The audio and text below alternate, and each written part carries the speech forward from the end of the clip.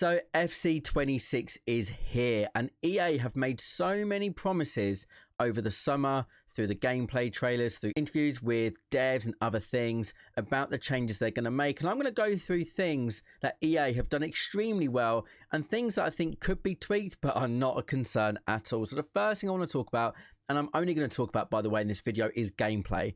I know that people want to dive into content. We've got the Foot Show podcast, link in the description, where we do have 2 podcast episodes a week, one for content, one for gameplay. I'm going to focus solely on gameplay. And for me, the fundamentals are pretty good. And if you are looking to purchase any FC26 coins or points, then check out eldorado.gg. Not only do they have FC points and coins, they've also got other in-game currencies for other games. If you use promo code ALX, you get yourself an extra 5% off. The beautiful thing about Eldorado, it is safe and reliable, and the beautiful thing is you can check out the reviews from all the different sellers so you can feel rest assured that you're getting exactly what you paid for. I believe in eldorado.gg, so should you. Check them out if you're looking for any in-game purchases, coins or points. Let's get back to the video. Now by pretty good, I don't want them changed. I'd rather have them like this for the whole game cycle, and that's my initial thoughts. Things might change in a couple of weeks, but that's how I'm feeling right now. I want things to stay the same. I don't think anything needs to be really patched. So the first thing I want to focus on is passing. Now, passing is beautiful. I feel like the X passes, the double X, the double triangle, the lofted through ball. I feel the driven passes. I feel the pinged passes, driven passes, whatever you want to call them. I feel like there's a lot of options to move this ball around the pitch. And actually, what's beautiful is the fact that when you press X to pass, you know, trying to do a ground pass when the ball is traveling towards your player, they don't get stuck in an animation. They don't become unresponsive. They make that pass, which is what EA talked about heavily in the summer, but they actually delivered, which is amazing. So the passing, it contributes so massively to the way that this game plays. You need to have passing that works. Now, what I like about it is if, say, you're facing this direction and you want to pass in that direction and you try and do like a 180 pass, that doesn't work. Good. Of course, sometimes it might go to your player, but if there's other players around, the pass is not going to be accurate. It's going to have that bouncy feeling. It's going to not be smooth, which is exactly how it should be. So passing is absolutely beautiful. Probably the best we've ever had it. Certainly in my memory, I can't think of a FIFA/FC title where passing off the rip when the game has come out has been this good. So passing, tick, amazing. Tackling. We've got to talk about tackling. Now, I've used a Gabriel 88. I've got him on my PC account. I've got lower rated players like Joe Gomez. Who else have I got on my actual main, on my PlayStation? I can't actually remember. Just Pat Canate though, which I'm excited about. Now, players with high defensive stats, standing tackle, interceptions, defensive positioning, you can feel the difference. A Gabriel comparison to a Joe Gomez, you can really feel it. But if you position your defender, midfielder, striker, whoever's tackling in the correct place, if you actually time your tackle, you win the ball. It's amazing. And there's actually an animation that I can see with the player that's got the ball to begin with. It's almost like it's impossible for them to have that tackle back animation. The EA have definitely worked on making sure that tackles work first of all, but then there isn't some like glitchy tackle back accidental stumble because of like body types or the way that actually the bodies are programmed and coded.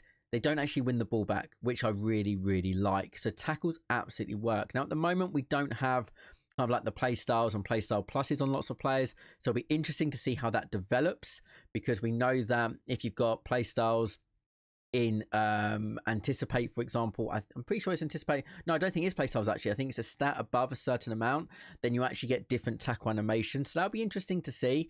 But I'm noticing that players with higher defensive positioning, like a Van Dijk that I used in draft, higher standing tackle, higher interceptions, it works. But it also works for the low rated players if you time it correctly. So tackling, absolutely. They said they were going to fix it and they have delivered. The next thing I want to talk about is rebounds, because again, it was something focused on in the trailer. They've talked about it through devs and gameplay people that came on podcasts and stuff like that. Absolutely. I think I've probably played over 60 games already. Don't judge me. I've probably played over 60 games already. Actually, I'm recording this at the weekend. By the time this comes out, I've probably played over 100 games by now. And actually, my experience so far is that I'm not seeing ridiculous rebounds. I've probably scored a handful of rebounds. I've conceded a handful of rebounds. Rebounds are a part of football, so you should expect it. But rebounds, definitely not kind of like this major problem like they have been. Goalkeepers, I like the strength of goalkeepers. I think in certain situations they're strong. In one-on-ones with low drivens in certain positions and stuff, the ball goes in. If you smash it from 6 yards, it's going to go in most of the time. I quite like the balance of goalkeepers at the moment. Of course, many people aren't using the high-rated goalkeepers, so that'll be interesting. I used a Donnarumma in draft, and he was very good, noticeably different. So maybe they could be toned down a little bit when the power curve moves and people have got high-rated goalkeepers, but I actually like the way goalkeepers are at the moment. So rebounds, another thing that EA talked about, certainly delivered. And the thing that I'm most excited about, dribbling. Now, massive fan of the dribbling, massive fan. I had people in my streams going, wait, what buttons are you pressing? Left stick. The R1 tech dribble's nice. L1 dribble is okay. I don't think it's as good as it was last year. And I haven't got a problem with that, by the way. I actually think it was maybe a bit too good last year, but then other parts of dribbling were really bad. The tech dribble's nice, not overpowered, but it's nice in different situations. L1 dribble is nice, it's not overpowered. Left stick dribble is nice, it's not overpowered, but at least you've got a chance. So when you've got a player coming towards you, you can actually quickly turn, shield the ball, turn away, spin. I really like it when you get the ball to the striker and you take that first touch, bang, bang, and you can turn. So if a player commits, you can absolutely spin them.